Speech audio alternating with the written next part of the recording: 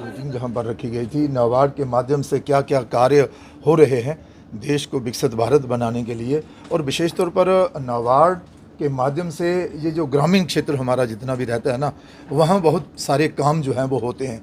तो लोगों को क्या आशा लगी रहती है कि नाबार्ड का प्रोजेक्ट आएगा, पैसा आएगा तो हमारा गांव जो है वह विकसित होगा। इसमें बहुत सारे काम हैं, रोड्स भी हैं, FPO भी हैं, ट्राइबल के नाते रूरल डेवलपमेंट, माता बहनों का विकास और स्किल के नाते बहुत कुछ है इसमें।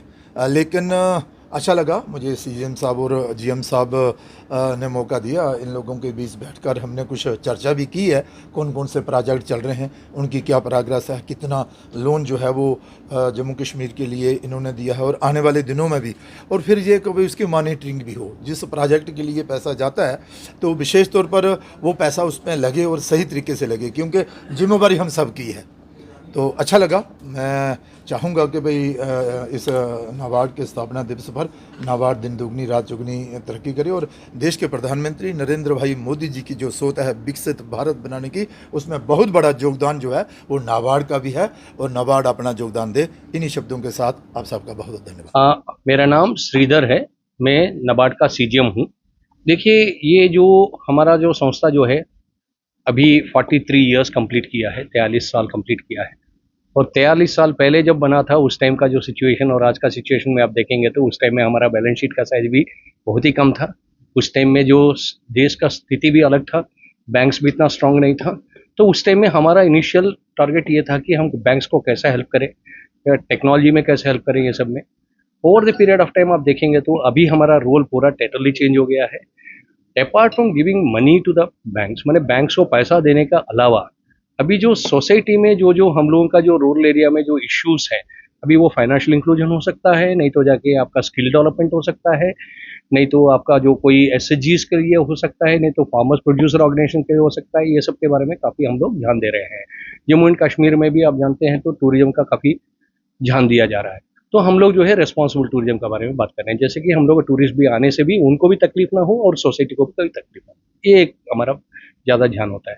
दूसरा होता है रूरल एरिया में आपका इंफ्रास्ट्रक्चर का, पर्टिकुलरली जम्मू रीजन में आप जानते हैं कितना पहाड़ी अंचल एरिया में आपका रोड से, ब्रिज से, ये सब का जितना भी करे तो फिर भी कम पड़ती है। तो इसका ऊपर भी हम लोग काफ़ी ध्यान दे रहे हैं अभी। और उसके बाद में तीसरा हम लोग का मेजर ये होता है कि एग्रीकल्चर जो प्रोड्यूस होता है, फार्मर्स को जो राइट प्राइस कैसा मिलेगा, कैसे मार्केट्स कैसा है, ये सब का ऊपर भी हम लोग काफ़ी ध्यान दे रहे हैं। और चौथा इशू हम जैसे ये बोलते हैं कि हमारा जो यहाँ का अभी भी वो कुछ कोऑपरेटिव बैंक्स वगैरह है वो इतना स्ट्रांग नहीं है, तो वो कोऑपरेटिव बैंक्स को ऊपर भी हम लोग जो है काफ़ी ध्यान दे रहे हैं। वो तो उनका कैसा इम्प्रूव किए, उनका कैसा टेक्नोलॉजी बढ़ाए, उनका लोग उनसे कैसा ये करे, ये सब का ऊपर भी हम लोग जो है काफ़ी ये कर रहे हैं। तो ये कोऑपरेटिव बैंक का ऊपर भी हम लोगों का काफ़ी चल रहा है। और उसके बाद में तो हमारा तो कोऑर्डिनेशन रिजर्व बैंक के साथ भी होता है, स्टेट गवर्नमेंट के साथ भी होता है, NGOs भी होते हैं, और मेनली और एक मेजर इनिशिएटिव अभी लिए हुए हैं, सेंटर फॉर फाइनेंशियल लिटरेसी करके हम लोग खुले हैं।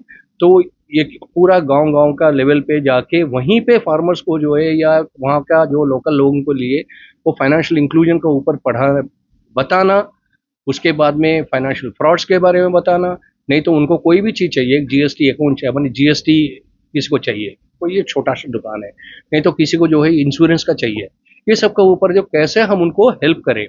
मैंने ऐसा नहीं कि पढ़ा के आ जाएंगे, अल्टीमेटली काम होना है, तो इसका ऊपर भी हम ध्यान देते हैं। और अभी सुने हैं आप MP साहब ने जो किए हैं मॉनिटरिंग के बारे में, ये भी एक बहुत ही इंपॉर्टेंट एरिया होता है, क्योंकि कोई भी दुनिया में सबसे चीप मैं मानता हूँ कि पैसा देना सबसे इजी होता है, लेकिन वो जो पैसा का यूटिलाइजेशन कैसा हो रहा है, इसका पूरा क्या बोलते हैं मॉनिटरिंग करना सबसे टफ होता है।